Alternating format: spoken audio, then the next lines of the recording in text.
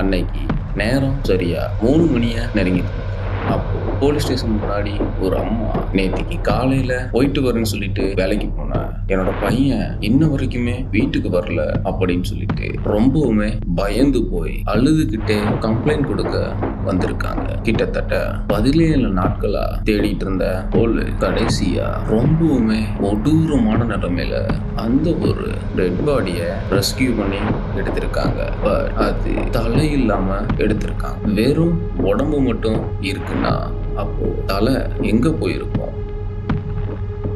அன்னைக்கு அங்க என்னதான் நடந்தது? வாங்க இன்னைக்கு வீடியோக்குள்ள போகலாம். இது மாதிரியான இன்ட்ரெஸ்டிங்கான கிரைம் ஸ்டோரிஸ் பார்க்கணும்னா மறக்காம நம்ம சேனலை சப்ஸ்கிரைப் பண்ணி வச்சுக்கோங்க. வாங்க இன்னைக்கு வீடியோக்குள்ள போகலாம். Hello meteor DST. இன்னைக்கு ஒரு உண்மை சம்பவத்துடன் நான் உங்கள்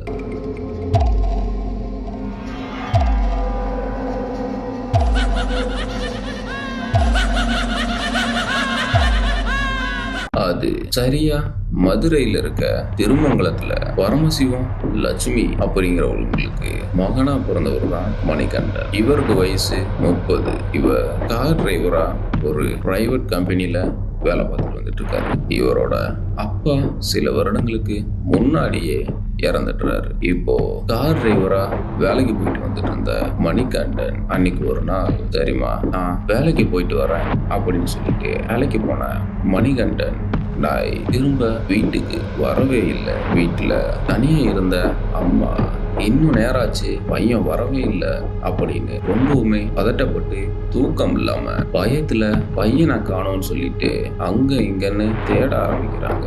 அப்படி தேடி எங்கேயுமே இல்லாத மணிகண்டன் சரி கால் பண்ணி பார்க்கலாம் அப்படின்னு சொல்லிட்டு மணிகண்டனோட நம்பருக்கு கால் பண்றாங்க. அப்படி கால் பண்ணா மணிகண்டனோட நம்பருக்கு ரீச் ஆகவே இல்லை. ஸோ போன் சுவிட்ச் ஆஃப் வருது. இப்போ ரொம்பவுமே பதறி போன மணிகண்டனோட அம்மா அடுத்த நாள் மணிகண்டனோட ஃப்ரெண்ட்ஸ் கிட்ட சரி கேட்டு பார்க்கலாம் அப்படின்னு சொல்லிட்டு விசாரிக்க ஆரம்பிக்கிறாங்க.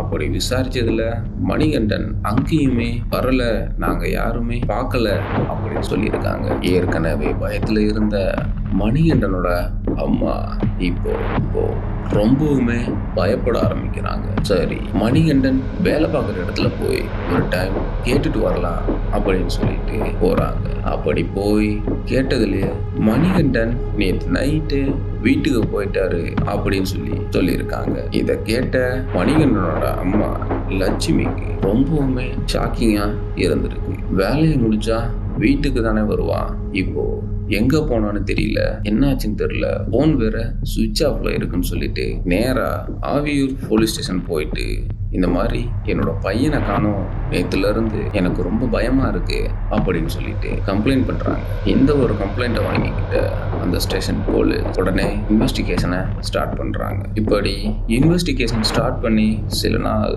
விசாரணை போயிட்டு இருந்த ஸ்டேஜ்ல ஒரு நாள் நவம்பர் 15, 2025 அன்னைக்கு 2 பேர் போலீஸ் ஸ்டேஷன் வாசல் முன்னாடி நின்றுட்டு நீங்க தேடிட்டு இருக்கிற அந்த அக்யூஸ்ட் நாங்க தான், அந்த கொலையை நாங்க தான் பண்ணணும் அப்படின்னு சொல்லிட்டு போலீஸ் கிட்ட சொல்லியிருக்காங்க.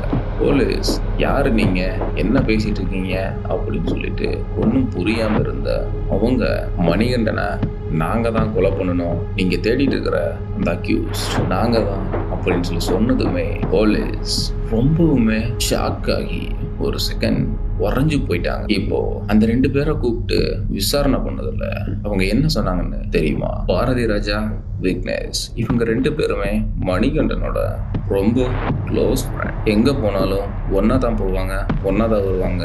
அப்படி சில மாதங்களுக்கு முன்னாடி மணிகண்டன் பாரதி ராஜா கிட்ட இருந்து அமௌண்ட் வாங்கி இருந்திருக்காரு. இப்போ அந்த அமௌண்ட் திருப்பி கொடுக்காததுனால இந்த ஒரு சம்பவம் நடந்திருக்கு. அது மட்டும் இல்லாம பாரதி ராஜாவும் மணிகண்டனும் பல பெண்களோட பேசிக்கிட்டு ரிலேஷன்ஷிப்ல இருந்துட்டு இருந்திருக்காங்க. அப்படி பணம் வாங்கிட்டு தராத மணிகண்டனை பழி வாங்கணும்னு சொல்லிட்டு மணிகண்டன் பேசிட்டு இருக்க பெண்கள் கிட்ட எல்லார்கிட்டையுமே பாரதி ராஜா பேசி மயக்கிறதுக்கு ட்ரை பண்ணியிருக்காரு. அப்படி பேசுறது தெரிஞ்சுக்கிட்ட மணிகண்டன் நீ எதுக்கு அவங்க கிட்ட எல்லாம் பேசிட்டு இருக்க அப்படின்னு சொல்லிட்டு சண்டை ஆரம்பிச்சு. அதுக்கு பாரதி ராஜா நீ பணமும் தரமாட்டேன், பொண்ணுங்க கிட்டயும் பேச விட மாட்டேன்னு சொல்லி ஆத்திரம் அடைஞ்சு 2 பேரும் சண்டை போட ஆரம்பிச்சிருக்காங்க. இப்படி சண்டை போட்டு சில நாள் பேசாம இருந்திருக்காங்க. அன்னைக்கு ஒரு நாள், சரி இன்னைக்கு எல்லாத்தையுமே முடிச்சுக்கலாம், நீ ஈவினிங் வா, பேசி சமாதானமா போயிடலான்னு சொல்லி கூப்பிட்டுருக்காரு. அப்படி அன்னைக்கு வேலையை முடிச்சுட்டு வீட்டுக்கு கிளம்பலான்னு சொல்லிட்டு கிளம்பும் போது பாரதி ராஜா, விக்னேஷ் இவங்க 2 பேருமே போய் மணிகண்டனை பிக்கப் பண்ணிட்டு வந்திருக்காங்க. அப்படி பிக்கப் பண்ணிட்டு வந்தவங்க நம்மலாம் சேர்ந்து சரக்கு அடிச்சு ரொம்ப நாள் ஆச்சுல்ல, வா நம்ம சரக்கு அடிக்க போலாம் அப்படின்னு சொல்லிட்டு கூட்டிட்டு போறாங்க. அவங்க சொன்னதை நம்பி மணிகண்டன் அவங்க கூட போயிருக்காரு. அப்படி சரக்கு அடிக்கலான்னு அவங்கள ரொம்பவுமே இருட்டான காட்டு பகுதிக்குள்ள போயிருக்காங்க. அப்படி அவங்க ரொம்ப நேரமா சரக்கு அடிச்சுட்டு கடைசியா என்ன பண்ணாங்கன்னா, ரொம்ப போதை தலைக்கு ஏறின மணிகண்டனை பார்த்து, ஏண்டா வாங்கின காசை தரமாட்ட அப்படின்னு சொல்லிட்டு, இன்னைக்கு உன்னோட கதையை நான் முடிக்கிறேன்னு சொல்லிட்டு பாரதி ராஜா மறைச்சு வச்சிருந்த கத்தியை எடுத்து மணிகண்டனோட தலைய வெட்டி துண்டாக்கி துடிக்க துடிக்க கொலை பண்ணியிருக்காரு. தென் இந்த கொலைய மறைக்கிறதுக்கு பக்கத்திலேயே கொக்குனம் அப்படிங்கிற ஒரு ஊர்ல இருக்க தரப்பாலத்துக்கிட்ட அந்த டெட் பாடிய குழி தோண்டி புதைச்சிருக்காங்க. அப்படி புதைக்கப்பட்ட உடல் யாருக்குமே சந்தேகம் வரக்கூடாதுன்னு சொல்லிட்டு அங்க சில கோழி கழிவுகளை கொட்டி மறைச்சிருக்காங்க. ஸ்மெல் வராதபடி மறைச்சிருக்காங்க. அது மட்டும் இல்லாம தலைய அங்கேயே ஒரு இடத்துல புதைச்சிட்டு அது மேல ஒரு கல்லையும் எடுத்து வச்சுட்டு போயிருக்காங்க. இப்போ கிட்டத்தட்ட 17 நாள் தேடுதல் வேட்டைக்கு அப்புறமா பாரதி ராஜா, விக்னேஷ் சொன்னதை வச்சு சம்பவ இடத்துக்கு போய் தேடி இருக்காங்க. அப்படி தேடினதுல பாடியை மட்டும் ஃபர்ஸ்ட் கண்டுபிடிச்சிருக்காங்க. ஆனா தலை இல்லாத பாடிய அவங்க ஊர்ல இருக்கவங்க ஃபர்ஸ்ட் வாங்க மறுத்திருக்காங்க.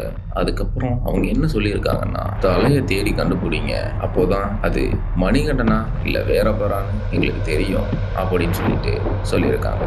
இப்போ கிட்டத்தட்ட 17 மணி நேரம் தேடினதுக்கு அப்புறமா அந்த தலையை கண்டுபிடிச்சிருக்காங்க. இப்போ 2யும் அட்டாப்சிக்கு அனுப்பி வச்சிருக்காங்க. பணம் எதை வேணாலும் பண்ணுங்கிறதுக்கு இது ஒரு எக்ஸாம்பிள். மை டியர் டிஎஸ்டி, நண்பர்களுக்குள்ளார கடன் வாங்குறது, கடன் கொடுக்கறது அப்படிங்கிறது முடிஞ்ச அளவுக்கு தவிர்த்துடுங்க. அப்படி வாங்குனா கரெக்டா கொடுத்துருங்க. பணம் எது வேணாலும் பண்ணும். ஸோ இதை அவாய்ட் பண்ணிக்கிறது நல்லது. அண்ட் இந்த ஒரு சம்பவத்தை பற்றி நீங்கள் என்ன நினைக்கிறீங்கன்னு மறக்காம கமெண்ட்ல சொல்லிட்டு போங்க. அண்ட் மீண்டும் ஒரு உண்மை சம்பவத்துடன் உங்களை சந்திக்கிறேன்.